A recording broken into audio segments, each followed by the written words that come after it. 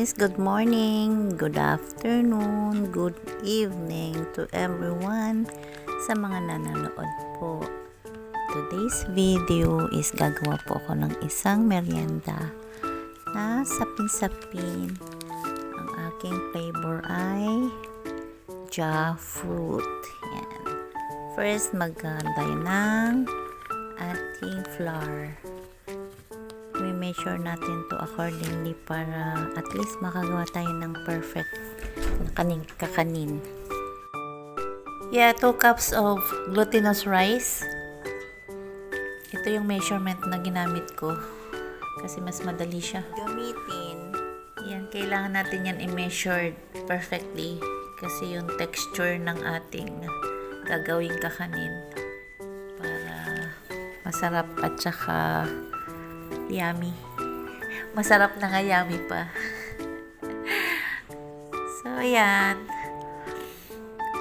Ayan, guys. So, next to that is, rice flour. Lagyan natin ng 1 cup of rice flour.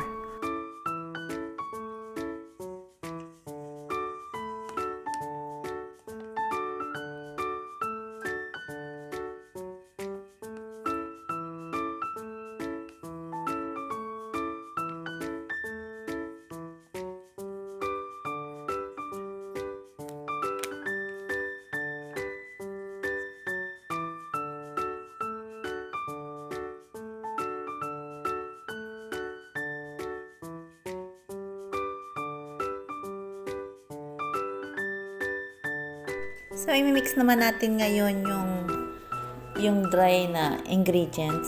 Like, ito nga, 2 cups of glutinous rice plus 1 cup of rice flour. So, minix ko ito. We need it to, mix well. So, if you think okay na yung pagkakamix niya and you are contented, we have to add half cup of sugar. I use the white sugar. And mix it again hanggang sa mahalo ng mahalo, mapantay na at ma-mix talaga yung sugar with it.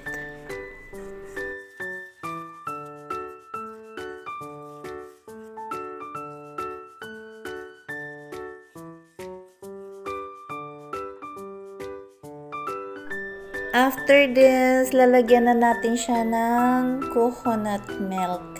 Ang nilagay ko is 200 ounce coconut milk. Tapos ihahalo natin siya. Kailangan nating haluin to para walang lumps.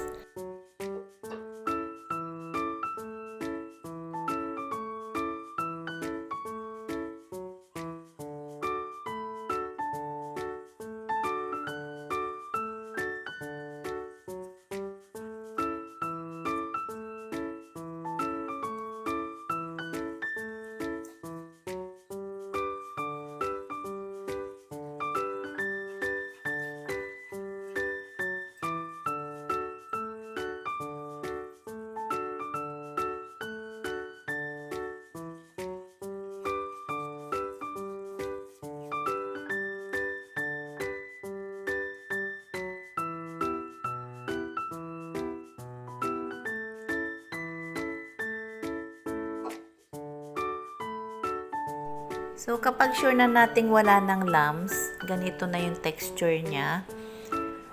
Kailangan natin talagang i-mix ito ng maganda. Yung talagang mix na mix siya. At ganito nga yung texture. Lalagyan na natin siya ng ating condensed milk. Ayan. So, kailangan pa rin haluin ng haluin. Kasi may maliliit pa yan na lumps sa ilalim. So, kailangan talaga nating i-double check. So, hanggang marating natin itong ganitong mixture. Ayan. O, diba? Ang ganda na niya.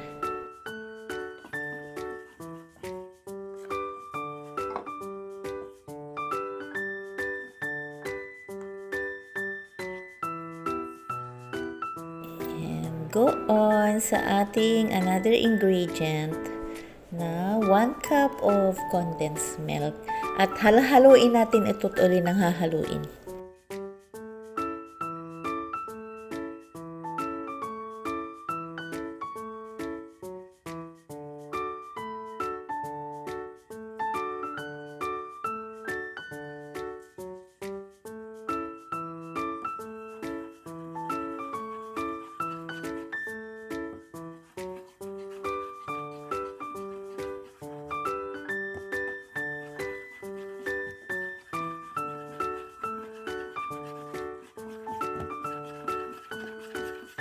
And you know guys, ang sapin-sapin kong gagawin is, ang flavor niya is jackfruit. So, I bought 1 can of jackfruit. And then, kinuha ko lang yung meat doon. And of course, we have some preparation sa jackfruit na to mix sa ating pinaka-flavor ng ating sapin-sapin. So, first, ginawa ko is hinalo ko muna itong mixture natin para pinong-pino talaga yung mga ingredients, yung ating rice flour and then yung ating glutinous rice, milk, and as you can see, I'm trying to mix well talaga. Kasi gusto ko yung result niya. Actually, this is first time kong ginawa.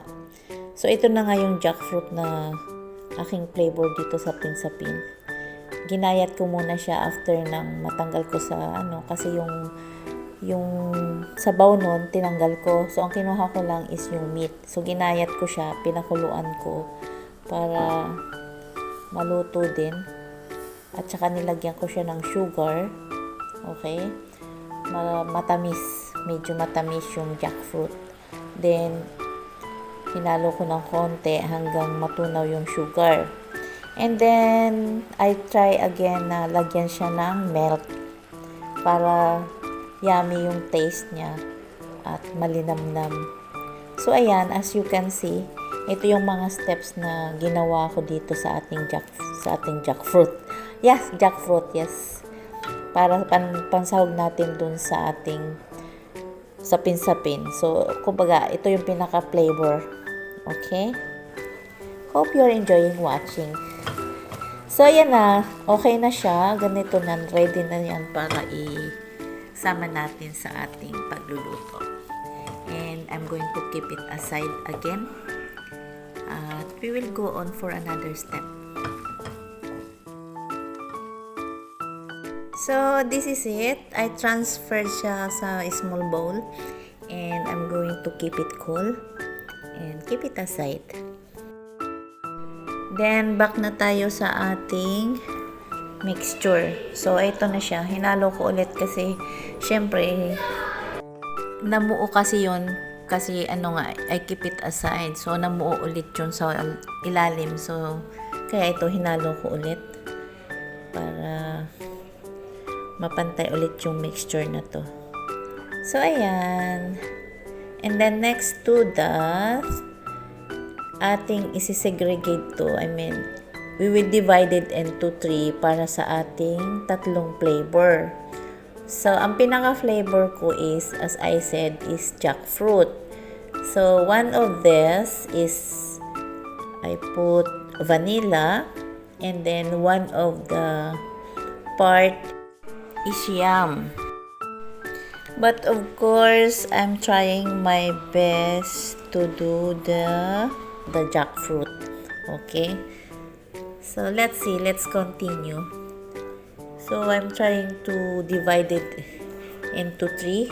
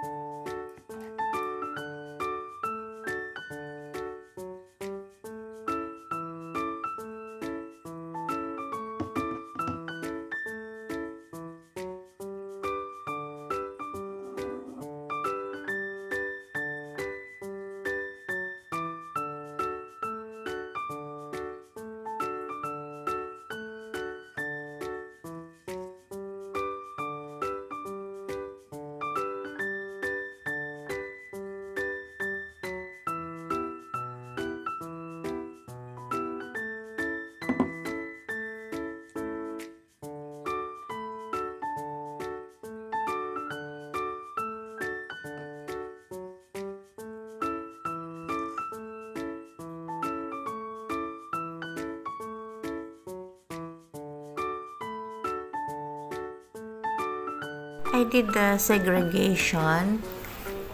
Then I see to it equally divided into 3.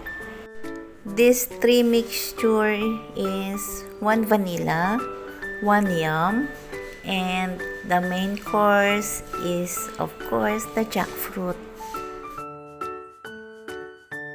Dinagdag ko yung konti dun sa isang mixture kasi nakita ko medyo kulang siya. So binawasan ko naman yung isa.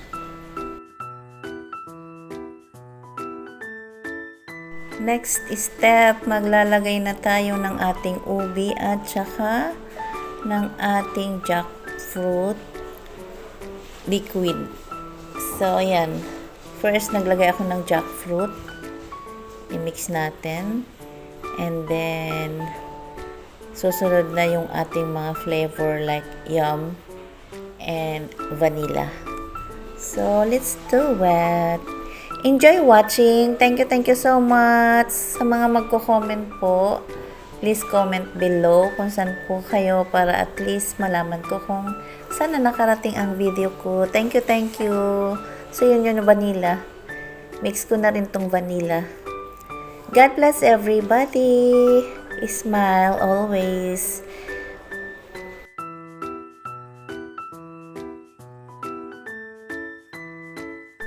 Ito namang mixture na to ay ang ating flavor na yum.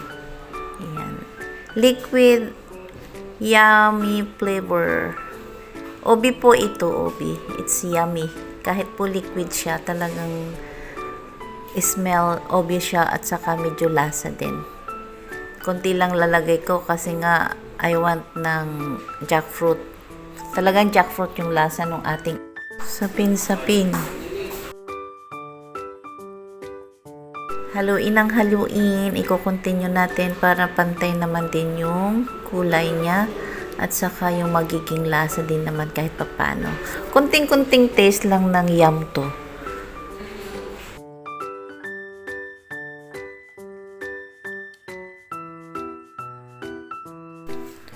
Yum is done. So, we're going to fix naman yung vanilla. So, ito yung vanilla flavor. And dito naman ang ating jackfruit flavor. But nilagyan ko yun ng color, food color kasi para ma-emphasize talaga yung its level or its layer ng ating flavor. So ayan, nagawa na po natin yung tatlong flavor. I-arrange naman natin ang ating sweet jackfruit para sa ating mga molds. First, ilalagay po natin yung sweet jackfruit sa pinakailalim. Kasi ang una nating i-prepare dito ay ating jackfruit flavor at ito nga yung pinaka-main natin sa ating sapin-sapin.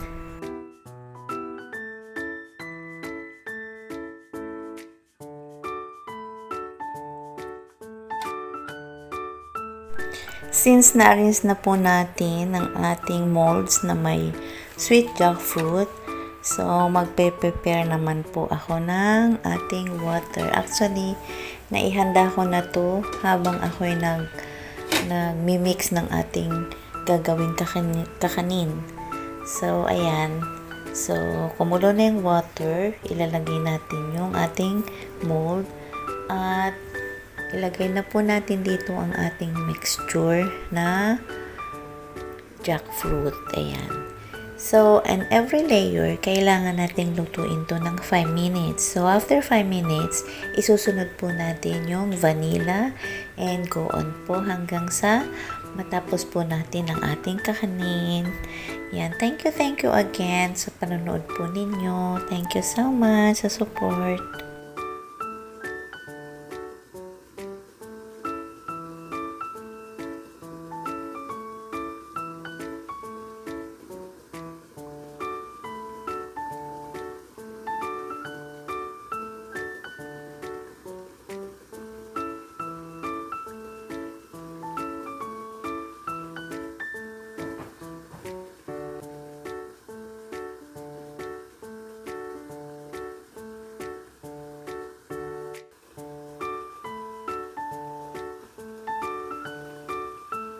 Yan, takpan po muna natin to at i-steam natin ng 5 minutes.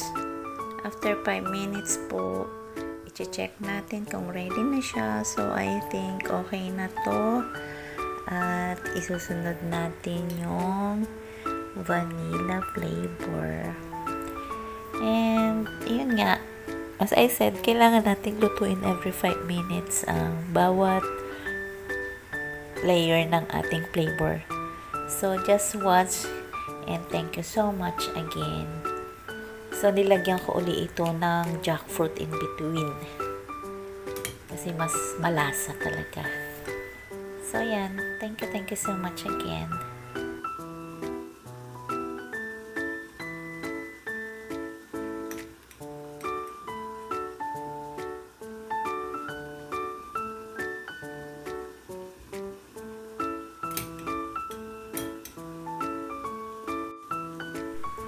So, para po makasigurado na luto na yung first layer natin, ginamitan ko po ito ng, hindi toothpick ginamit ko dito actually. Ko normally mga toothpick yung ginagamit, pero ako ginamitan ko to ng barbecue stick kasi mainit po yung singaw. So, na-make sure ko naman na okay na, ready na. At ito nga, nilagay ko na yung vanilla flavor. And pareho lang yung procedure, yung processing. 5 minutes uli, itatakpan uli natin yung steamer and then i-check natin. So, ayan. Sana talaga masarap ang kalabasan ng aking sapin-sapin. So, thank you again. Maraming beses na magpapasalamat sa inyo kasi talaga I really appreciated yung mga nanonood. Kahit konti-konti lang yung panonood or mga nanonood sa akin, it's really appreciated ko po yun. So, maraming salamat po sa inyo. Sana kahit pa paano, continue pa rin po ang panonood ninyo. At matuto rin po kayo sa paggawa ko ng kakanin kahit simpleng-simple lang yung procedure. So, pasensya na rin kayo, medyo nabubulol ako. At po, after nung ating vanilla, nilagay ko na yung ating ubi flavor. So, malapit na po nating makita ang aking ginawang sapin-sapin. So, same lang. 5 minutes po ulit ang ating pag-iintay para po mapagtagumpayan natin ang aking paggawa ng kakanin.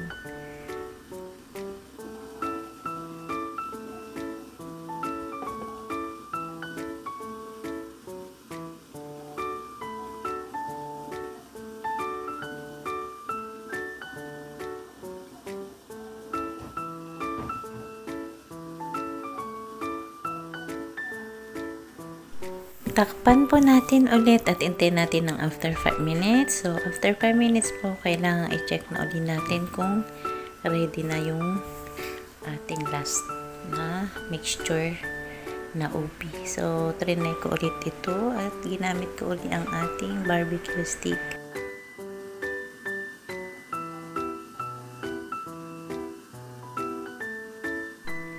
Pagka ganitong mayroong pang nakadikit sa ating stick, ibig sabihin hindi pa yun masyadong luto. So, takpan ko ulit siya para maluto talaga. So, another 5 minutes ang ginawa ko. So, ito na. Palagay ko is okay na to. Lutong-luto na to. So, let's try again.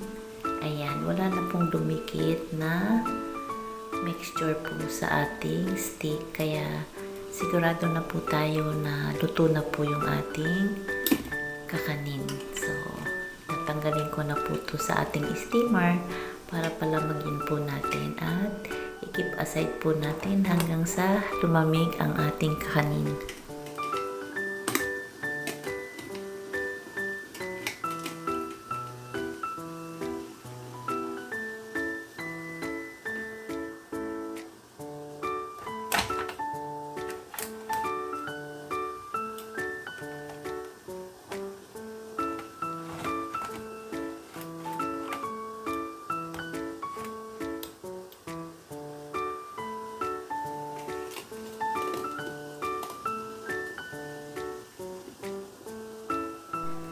So, ayan po, napagtagumpayan po natin ang ating paggawa na ating sapin-sapin. Maraming salamat po. It looks so yummy.